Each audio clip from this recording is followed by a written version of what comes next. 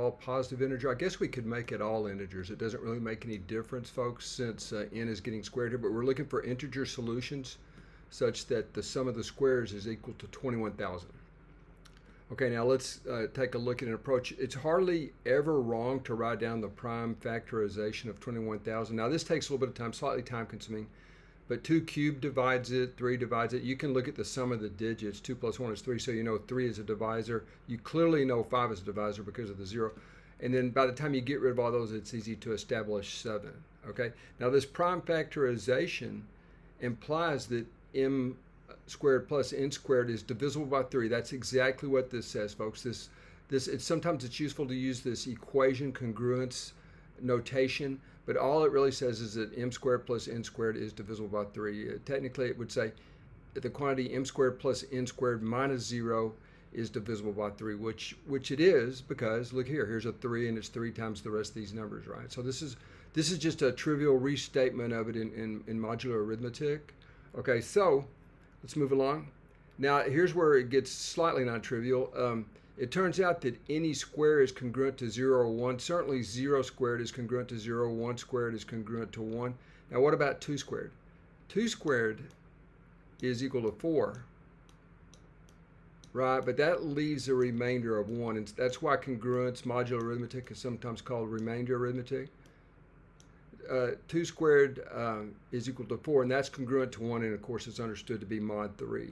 So every integer is either congruent to 0 or 1 when you square it, okay?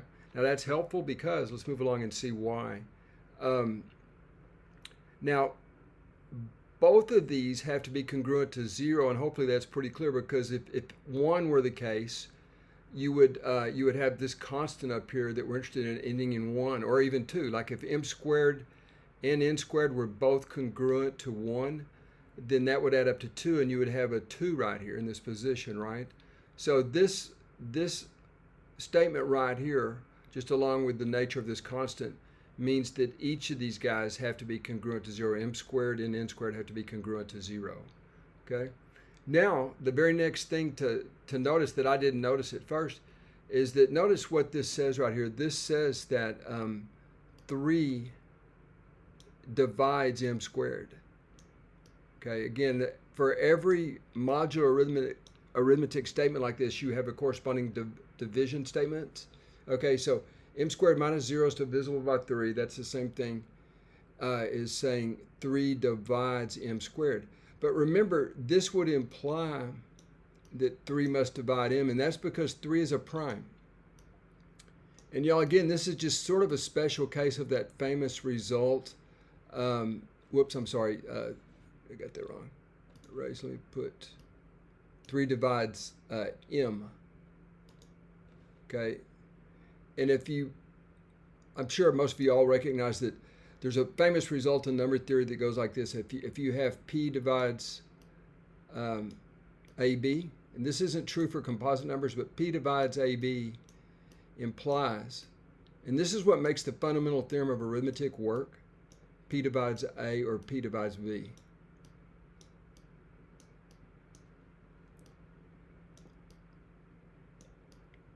P divides B. Now again, that doesn't work for composites, only prime P's, okay? P is a prime. And so you see we have a special case of that. It's just 3 divides m times m, so 3 has to divide m, right? Okay? But if 3 divides, so that's what these two statements are in modular arithmetic, folks. This is just the divisor notation reality of this modular arithmetic notation. But what does this mean?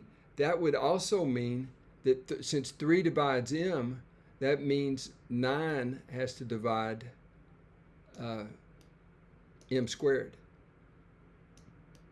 right? If 3 is a divisor of m, that means 3 times 3 is a divisor of m squared. That's just standard basic divisibility rules, you know. And so right here in a similar fashion, 9 divides m squared. Okay, but remember, or what is that? N, sorry. All right, that divides n squared. Okay, but guess what? Here's our original equation, right?